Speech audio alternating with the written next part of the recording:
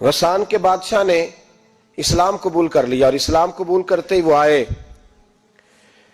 حج کرنے۔ حج کے بعد فارغ ہوئے تو ایک نفلی طواف کر رہا تھا غسان کا بادشاہ، شاہ غسان۔ آج تو خانہ کعبہ میں بھی وی آئی پی پروٹوکول ملتا ہے، آج تو مسجد نبی میں بھی وی آئی پی پروٹوکول ہوتا ہے، یہاں آ کے بھی، یہاں بھی، اور دیکھتے صحیح تو کھڑا کہاں ہے، یہاں بھی پولیس والوں نے بازو پکڑے۔ سوچو تو صحیح، یہ حال کر دیا تم نے مذہب کا۔ طواف کعبہ ہو رہا ہے اور غسان کے بادشاہ نے جبہ پہنا ہوا ہے باریک اور لمبا، وہ طواف کعبہ کر رہا تھا تو ایک غریب آدمی کا پیر اس کے جبے پہ آ گیا۔ جب پیر آیا تو اس نے پلٹ کے غریب کے منہ پہ تھپڑ مارا۔ جب تھپڑ مارا تو اس غریب نے سیدنا فاروق اعظم کی عدالت میں مقدمہ کر دیا، کہا بادشاہ نے تھپڑ مارا ہے۔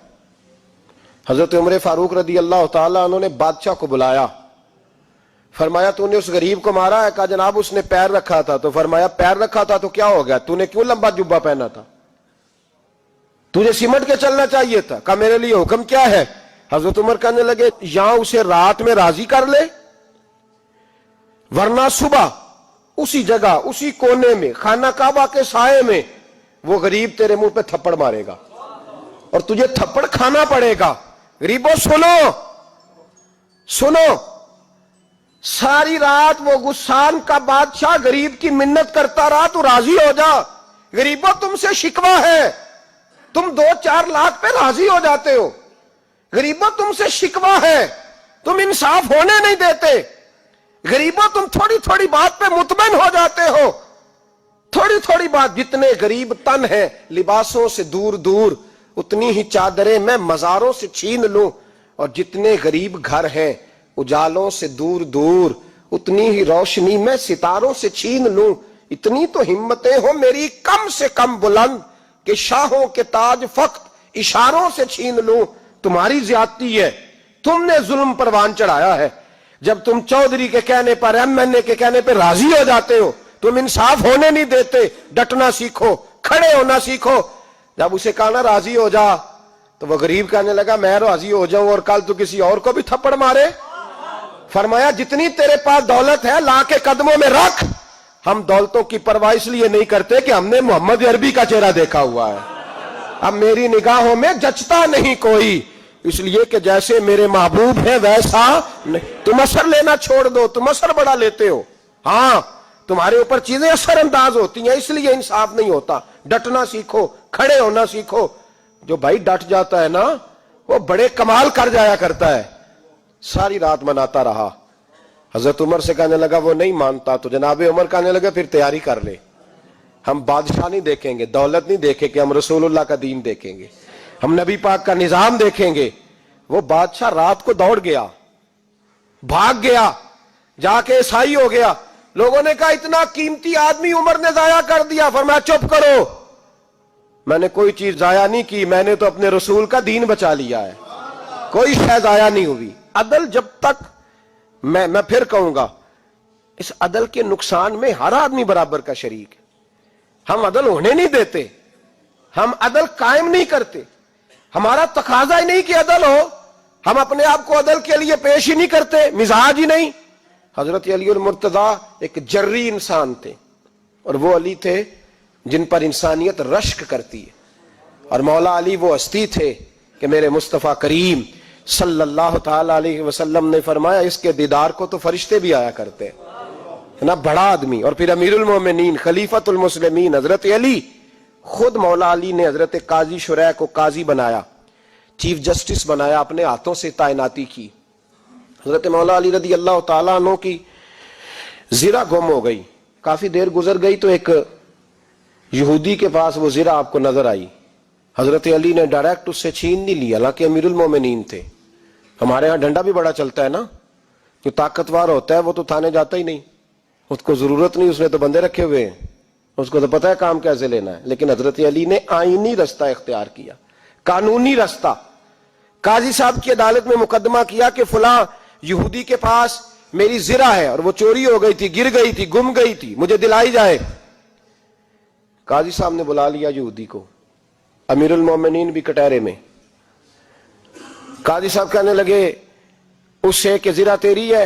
اس نے کہا جی میرے پاس ہے تو میری ہے. قاضی صاحب کہنے لگے حضرت علی سے گواہ آپ کو دینے پڑیں گے کیونکہ مقدمہ آپ نے کیا ہے, اگرچہ وہ امیر المومنین ہے. توجہ ہے بھائیوں کی, سمجھ آ رہی ہے باتوں کی؟ گواہ امیر المومنین آپ نے دینے ہیں کیونکہ مقدمہ آپ نے دائر کیا ہے. تو حضرت علی کہنے لگے میرا بیٹا حسن گواہی دے گا کہ میری ہے, اور میرا غلام کمبر گواہی دے گا. قاضی صاحب کہنے لگے حضور ان کی گواہی درست تو ہے پر میں نہیں تسلیم کرتا, اس لیے کہ بیٹے تو باپ کے حق میں بولا ہی کرتے ہیں, نوکر تو آقاؤں کے حق میں بولتے ہی ہیں, جائیں کوئی غیر جانبدار بندہ لے کے آئے جو گواہی دے. تو حضرت علی خاموش ہو گئے, کہنے لگے ابھی میرے پاس ایسا کوئی گواہ نہیں. قاضی صاحب کہنے لگے چلیں پھر آپ یہودی کو راضی کریں, آپ نے کیوں بلا وجہ گھسیٹا عدالت میں, راضی کریں, انصاف کا تقاضا ہے. تو حضرت علی قریب گئے, کہنے لگے بھیا ناراض نہ ہونا, زرا تو میری ہے, ناراض نہ ہونا, میں نے غلط مقدمہ نہیں کیا. وہ علیحدہ بات ہے کہ میرے پاس گواہ نہیں تو میں کوئی بے انصافی نہیں کر سکتا, تو میرے ساتھ چل تجھے کھجوروں کا حلوہ کھلاتا ہوں تاکہ تو راضی ہو جائے. وہ یہودی کہنے لگا میں نے قاضی صاحب کا انصاف دیکھا اور جناب علی کا انصاف کے لیے کھڑا ہونے دیکھا تو میں مولا علی کے قدموں میں بیٹھ گیا. میں نے کہا علی جب تیری یہ شان ہے تو محمد عربی کا کیا مقام ہوگا. میں نے کلمہ پڑھنا شروع کر دیا. دیکھیں نا تقاضا پورا کیا ہے حضرت علی نے. تو وہ کہنے لگا علی تیرے انصاف کے رنگ نے نا, جملہ یاد رکھنا, کہنے لگا یہودی علی تیرے انصاف کے اس رنگ نے میرے دل سے کفر کی میل دور کر دی, تیرے عدل نے میرا کفر توڑ دیا, کفر. لیکن شرط, لیکن نا غریب آدمی ابو ایوب انصاری, ماڑے بندے, اب تو پیر اور مولوی بھی گنجائش نہیں نہ دیتا کسی کو بولنے کی, تو سیاست دان تو اللہ کی پناہ, وہ تو پتہ نہیں کس طرح سوتے ہیں رات کو, اللہ ہی جانتا ہے, پتہ نہیں کس طرح اپنے آپ کو مطمئن کر کے وہ زندگیاں گزار رہے ہیں, خدا ہی بہتر جانتا ہے. حضرت عمر فاروق جیسا دلیر اور جرری آدمی جمعہ پڑھانے مسجد میں داخل ہوئے تو جناب ابو ایوب انصاری دروازے پہ کھڑے ہو گئے, کہنے لگے عمر تیرے نوکر نہیں, ٹائم پہ آیا کر, بڑی دیر سے کھڑے ہیں. کیوں دیر سے آیا ہے؟ بڑے جلالی تھے نا حضرت عمر, لیکن وہ جلالی اس وقت تھے جب کوئی ظلم کرتا تھا, اور ذات کے لیے جلالی نہیں تھے. کب وقت پہ آیا کر, کو ملازم نہیں تیرے.